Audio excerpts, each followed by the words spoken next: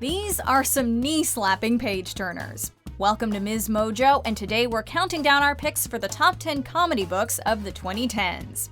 For this list, we're looking at the greatest comedy books released in the 2010s, which does not necessarily mean the funniest. Number 10. Where'd You Go, Bernadette? Maria Semple. After earning television credits on shows like Arrested Development and Ellen, Maria Semple shifted to writing hilarious novels that typically revolve around well-off but dissatisfied characters who are seeking to break away from their claustrophobic everyday life. Samuel Beckett once said there's nothing funnier than unhappiness, and that was my credo as I wrote this book. Where'd You Go, Bernadette's titular character is a creative and famous architect who suddenly disappears, prompting her teenage daughter to start an investigation to discover her mother's location. Something unexpected has come up. There's much more explanation coming, but I have this one shot. Mostly presented through various types of documents, including emails and police reports, Where'd You Go, Bernadette is an easy and consistently funny read featuring unique, if not traditionally likable characters. People like you must create. That's what you were brought into this world to do, Bernadette. If you don't, you become a menace to society. Number 9. Self-Inflicted Wounds. Heartwarming tales of epic humiliation. Issa Tyler. A stand-up comedian and frequent talk show host, Issa Tyler embraced the tough task of translating her often irreverent humor into book form. You'd like to blame it on somebody else, the postman, your father, aliens, that girl that wouldn't sleep with you in college, but it's not their fault. It's your fault. As implied by the title, Self-Inflicted Wounds essentially chronicles the greatest, worst screw-ups in Tyler's life, dating back to when the comedian was a young child trying to figure out how the kitchen works. From the time I was 5, it involves everything from me almost setting myself on fire to me vomiting in the face of a boy I desperately wanted to sleep with. Tyler's formal writing style takes some getting used to, but the stories themselves are inherently hilarious and avoid coming across as too cringy, allowing the reader does not relate too closely with any given tale. People come up to me after the show and they'll say, hey, I really want to be a comedian, but I'm afraid I'm going to fail. And I always say, don't worry about that because you are going to fail. Right. Oh, it's going to go terribly for you. Number 8. I Want My Epidural Back. Adventures in Mediocre Parenting. Karen Alpert. As a follow-up to 2013's New York Times bestseller, I Heart My Little A-Holes, I Want My Epidural Back finds Karen Alpert once again using humor and anecdotal experiences to life up parents everywhere. Mommy, mommy, mommy, mommy, mommy, mommy. While not exactly a parody of parenting advice books, I Want My Epidural Back is refreshingly candid about the challenges faced with raising children, while also being generously crass and informal, which reflects Alpert's background as a blog writer. Anything that we can share with other mothers about the truth is a good thing. I mean, everything from breastfeeding that's like crazy, crazy hard, and people don't really tell you that before it happens. Although it does occasionally drag, and Alpert's coarse writing style is not going to please everyone, I Want My Epidural Back still offers a relatable and funny look into a testing but precious period of parenthood. The closet door is open a crack because the monster is watching you to make sure you go to sleep. I need more stuffed animals in my bed. You sleep in a claw machine. Number 7. Paddle Your Own Canoe. One Man's Fundamentals for Delicious Living. Nick Offerman. That's right, Parks and Recreation's Ron Swanson wrote a book, and yes, it's as awesome as it sounds. Should I go? Oh, you're still here? Yes. Nick Offerman's Paddle Your Own Canoe preserves in written form the actor's down-to-earth philosophy and musings about divine barbecue. They'll have been taken by the grill and delicately and tenderly shown the ways of flavorful meat love. The first time is so beautiful. There's no shortage of Swanson-esque passages packed with wry humor, but Offerman also injects a great deal of heart into the memoir, especially when it comes to sections centering on the actor's childhood and family.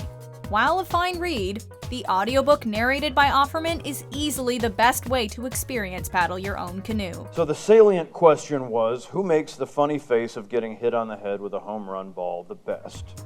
Number 6. Is Everyone Hanging Out Without Me? Mindy Kaling.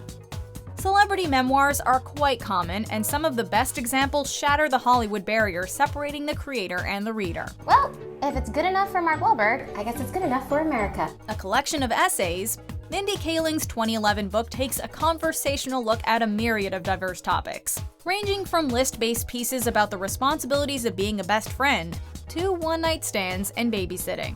As a writer on The Office, Kaling's book provides some valuable insight into the TV comedy business. All I have to do is drink maple syrup, lemon juice, cayenne pepper, and water for all 3 meals. I just bought some bikinis online, size 2, so I look amazing. Outside of that, Is Everyone Hanging Out Without Me is a delightfully charming read that benefits from a loose structure and an unfiltered but usually light-hearted tone. I don't talk trash, I talk smack. They're totally different. Trash talk is all hypothetical, like, your mom is so fat she could eat the internet. But smack talk is happening like right now. Number 5. Calypso, David Sedaris.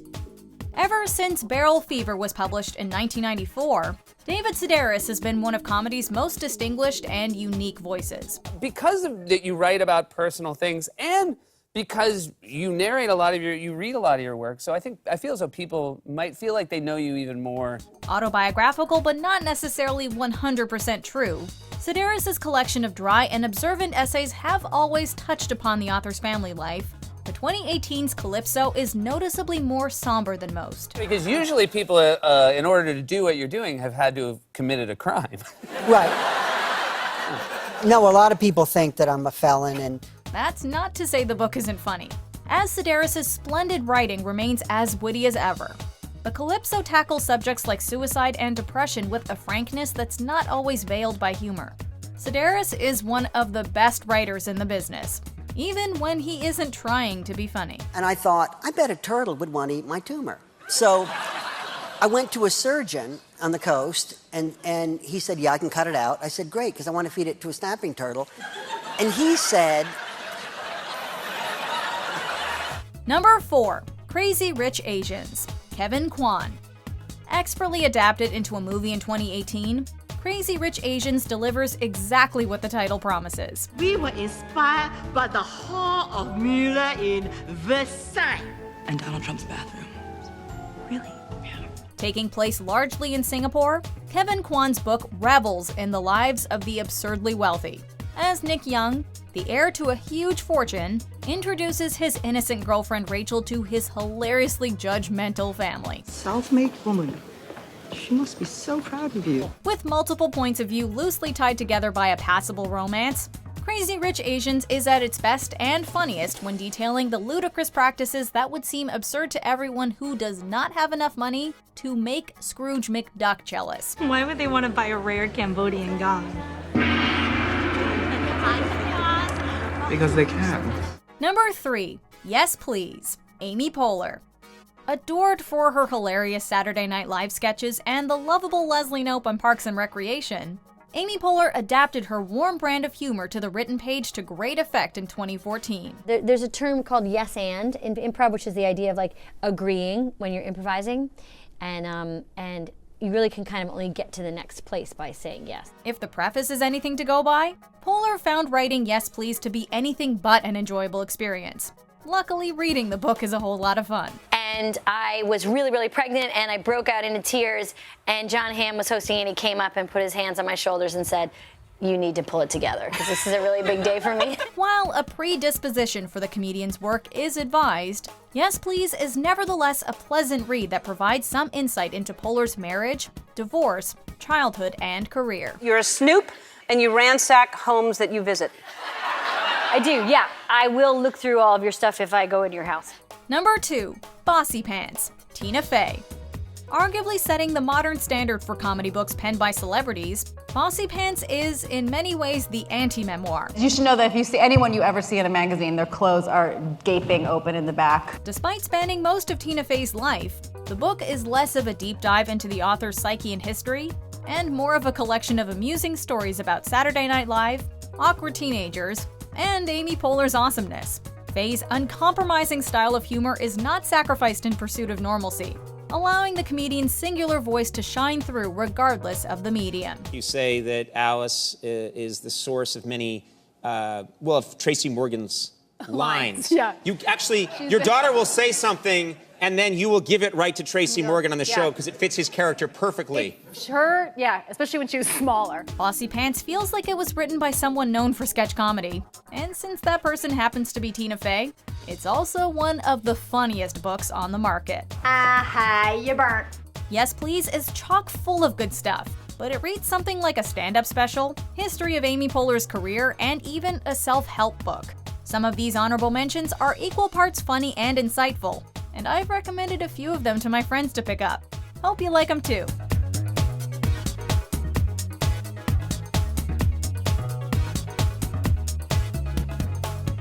I think as a comedian, you're kind of an open book, and I think the stories I tell are, I think I have a bunch of stories that are interesting. Like I thought, I would want to read these stories.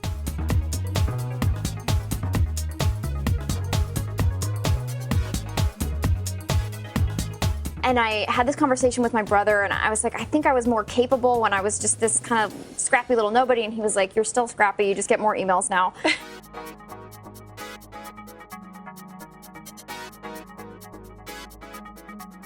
My 10-year-old self had obviously not spent much time planning out the presentation of it.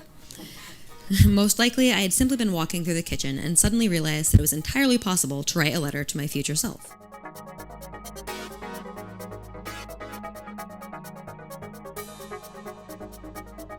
How old is this gentleman? He had to be in his 80s.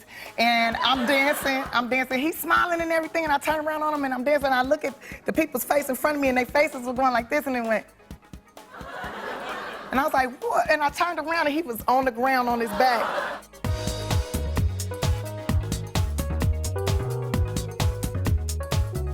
But getting people to read it is kind of uncomfortable. So, Before we continue, be sure to subscribe to our channel and ring the bell to get notified about our latest videos. You have the option to be notified for occasional videos or all of them. If you're on your phone, make sure you go into your settings and switch on notifications. Number 1. Born a Crime. Stories from a South African Childhood. Trevor Noah. Anyone familiar with the stand-up comedian's work probably knows what to expect from Born a Crime, a book recounting Trevor Noah's childhood in South Africa. For instance, I always thought I was an indoor child. Turns out I wasn't allowed to leave the house because if I was seen in Soweto, which was the area I lived in, the police would see me and go like, oh, that kid, he's a crime, you can see that, and then they'd take me away and send me off to an orphanage. The Daily Show's host has made a career out of spotting the humor in tough situations while still treating those memories with the seriousness they deserve. I said, forgive me, where I'm from, normally when white people come at you, they come with dogs and tear gas. Is that all you have?